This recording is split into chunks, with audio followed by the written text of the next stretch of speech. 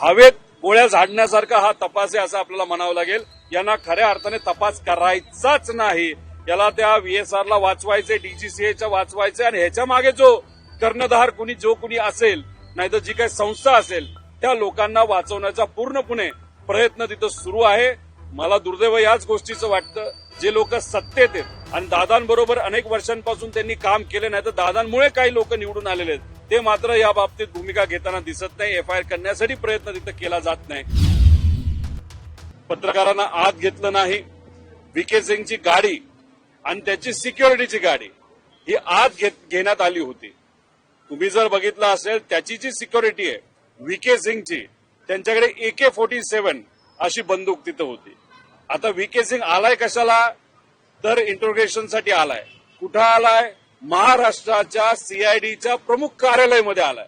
आता सीआयडीच्या म्हणजे पोलिसांच्या प्रमुख कार्यालयामध्ये आल्यानंतर त्याच्याबरोबर AK-47 घेऊन जर तिथं गार्ड्स असतील आणि AK-47 आत घेतली गेली, म्हणजे जिथं पत्रकारांना परवानगी नाही, आमच्या पदाधिकाऱ्यांना परवानगी नाही, आमच्या गाडीला परवानगी नव्हती, आता कुठेतरी आत वाद झाल्यानंतर आमची एक गाडी आत पाठवली, पण तिथं व्हीके सिंगला परवानगी दिली गेली, AK-47 ला परवानगी तिथं दिली, त्याच्या गार्डला परवानगी दिली आणि मग नंतर तुम्ही बघितलं असेल, येताना व्हीके सिंग दिसला, पण जाताना मात्र व्हीके सिंग कुठे दिसला नाही।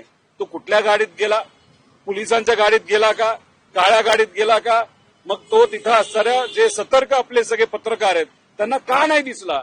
त्याला का वाचवलं गेलं? तो पत्रकारांसमोर का नाही आला? का त्याला त्याचा चेहरा लपवायचा होता?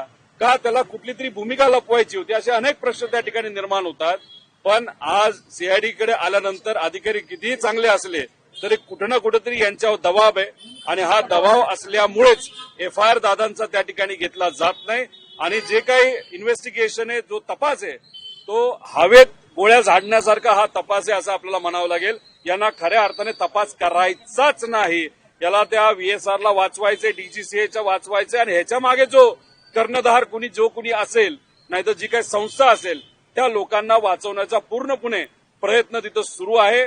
मला दुर्दैव याच गोष्टीचं वाटतं, जे लोक सत्तेत आहेत आणि दादांबरोबर अनेक वर्षांपासून त्यांनी काम केले, नाही तर दादांमुळे काही लोक निवडून आलेले आहेत, ते मात्र या बाबतीत भूमिका घेताना दिसत नाही। एफआयआर करण्यासाठी प्रयत्न तिथं केला जात नाही, ही मात्र त्या ठिकाणी दुर्दैवी गोष्ट आहे। उद्या मी स्वतः दिल्लीला जाणार आहे। केजरीवाल साहेबांची उद्या आमची भेट होणार आहे। त्यानंतर इंडिया आघाडीचे जे प्रमुख पक्ष आहेत, त्याचे जे प्रमुख नेते आहेत, त्यांना सुद्धा पुढच्या 3 दिवसांमध्ये आम्ही भेटून पार्लमेंटमध्ये हा विषय घेण्यात यावा। त्याच्याबरोबर आम्ही जो मुद्दा मांडतोय त्याच्यात 11च्या अंतर्गत एन्क्वायरी सुरू आहे, कलम 12च्या अंतर्गत ती एन्क्वायरी व्हावी, ज्याच्यामध्ये एक वेगळी कमिटी फॉर्म केली जाते। बाहेरच्या काही संस्था सुद्धा आपल्याला त्या इन्व्हेस्टिगेशनसाठी घेता येतात। कलम 11 मध्ये घरच्या घरी तिथं आपल्याला इन्व्हेस्टिगेशन केल्यासारखा तो विषय। त्यामुळे जो एअर इंडियाचं विमान हे अहमदाबादमध्ये पडलं, तिथं असणाऱ्या लोकांची सुद्धा मागणी आहे की 12 कलमच्या अंतर्गत त्यांचं इन्व्हेस्टिगेशन व्हावं। आमची सुद्धा ती मागणी आहे। तर त्या सगळ्या मागण्या घेऊन आम्ही दिल्लीला जाऊन दादांसाठी तिथपर्यंत तो लढा त्या ठिकाणी घेऊन जाणार आहोत। तर इंडिया आघाडीलाच का? कारण आम्ही शेवटी विरोधात आहोत। त्यामुळे इंडिया आघाडीच्या काही नेत्यांना महाराष्ट्रात असणारे जे कोणी सत्तेत आहेत त्यांना सगळ्यांना भेटून झालं। मुख्यमंत्री साहेब झाले, उपमुख्यमंत्री दोन्ही झाले आणि बाकी इंडिया आघाडीचे उद्धव ठाकरे साहेब झाले, त्यानंतर मराठी नेता राज ठाकरे साहेब त्यांच्याबरोबर बैठक झाली। तर दिल्लीत जाऊन काँग्रेस आणि इतर पक्षांबरोबर आम्ही भेटू, पण हा लढा कायमच असा ठेवला जाईल। पण 100% मी आपल्याला सांगतो की काळं काय ना काहीतरी आहे। अजितदादांच्या घातपातच झाला असं कुठेतरी आम्हाला सर्वांना वाटलंय आणि योगायोग, दुर्दैवी योगायोग बघा, 2023ला जे विमान त्यावेळेचे मुख्यमंत्री एकनाथजी शिंदे साहेबांना डावोसला घेऊन जाणारं होतं, ते सुद्धा व्हीएसआरचंच होतं आणि त्यांनी बहारेनवरनं विमान उडवल्यानंतर, तिथून उडल्यानंतर पेट्रोल भरून ते जेव्हा डावोसला चाललं होतं, नाहीतर तिथं त्या दुसऱ्या देशामध्ये जात होतं, तेव्हा तिथं इराणमध्ये आणि इराकमध्ये परवानगी नसताना सुद्धा विमान हे मुद्दामून व्हीएसआरला नेलं गेलं। त्यात जर अजून 5 मिनिटं उशीर झाला असतं तर त्यांचं विमान हे इराणकडनं पाडण्यात आलं असतं 2023ला।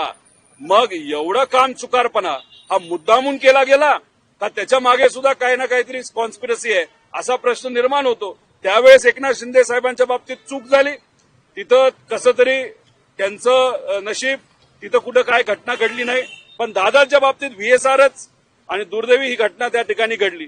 दोन्ही मराठी नेते, प्रमुख नेते, दोन्ही आज मुख्यमंत्री, मग कुठं ना कुठेतरी काय ना काहीतरी आहे का असा प्रश्न निर्माण झाल्याशिवाय होत नाही. म्हणून हे जो तपास आहे तो योग्य पद्धतीने व्हावा यासाठी आमचा सगळ्यांचा खटाटोप आहे.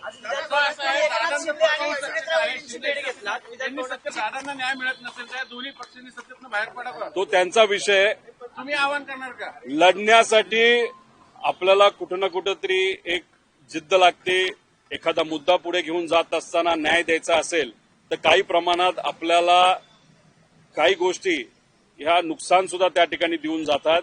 त्यामुळे नुकसान सहन करण्याची क्षमता त्या लोकांची त्या ठिकाणी लागते आणि कोणासाठी आणि कशासाठी लढतोय हे पण तितकंच महत्वाचं आहे. पण ठीक आहे, आम्ही विरोधात राहून रस्त्यावर लढतोय, ते सत्तेत आहेत, चांगली गोष्ट आहे. मग सत्तेतल्या यंत्रणा हलवण्यासाठी त्यांच्या ताकदीचा वापर करायला काय हरकत आहे, तो त्यांनी करावा. साधा एफआयआर आम्ही मागतोय, कारण एफआयआर झाल्याशिवाय इन्व्हेस्टिगेशन त्या दिशेने जाऊ शकणार नाही. पण तेवढं मात्र त्यांच्याकडनं होत नाही, याचं दुर्दैवी त्या ठिकाणी वाटतं. अधिकाऱ्यांची भेट घेतली, आज तुम्ही त्यांना काय सांगितलं, काही नवीन पुरावे दिलेत का, आणि सीआयडीच्या अधिकाऱ्यांकडनं तुम्हाला काय उत्तर देण्यात आलं? हे बघा, गेल्या वेळेस आम्ही जेव्हा आलो होतो तेव्हा डीजीसीए चा जो काही वेबसाईटवर एक रिपोर्ट आला होता, एक स्टेटमेंट आलं होतं 24ला. आम्ही इथं जेव्हा आलो 25ला आलो असेल का 26ला आलो असेल, त्यावेळेस तिथं चर्चा करत असताना आम्ही त्यांना विचारले की ते स्टेटमेंट तुम्ही बघितलंय का डीजीसीएचं. त्यांनी सांगितलं नाही, ते स्टेटमेंट आमच्यापर्यंत आलेलं नाही. म्हणजे 3-4 दिवस होऊन सुद्धा ते स्टेटमेंट त्यांच्याकडे आलं नाही. ते म्हणाले आम्ही सीआयडी आहोत, आमच्याकडे विशिष्ट पद्धतीने ते स्टेटमेंट यावं लागतं. मग आता हा रिपोर्ट सुद्धा वेबसाईटवर टाकलाय, हा रिपोर्ट तुमच्यापर्यंत आमच्यापर्यंत पोहोचलेला आहे. मग आम्ही त्यांना विचारलं तर गेल्या वेळेसचं स्टेटमेंट हे ज्या पद्धतीने त्या डीजीसीएला दिलं, एआयबीला दिलं, तसंच हे सुद्धा स्टेटमेंट त्याच पद्धतीने दिलं. तुम्हाला वेगळी काय ईमेल आलंय का की बघा सीआयडी हा प्रस्ताव तुम्हाला पाठवलाय, हा प्रिलिमिनरी रिपोर्ट आहे, त्यांनी सांगितलं तसं काय नाही आम्हाला मिळालं, पण आम्ही मागून घेतोय. पण आम्हाला जे वेबसाईटवर आलंय त्याच्यावर आम्ही अभ्यास करून त्या पद्धतीने आम्ही काही प्रश्न विचारलेले आहेत.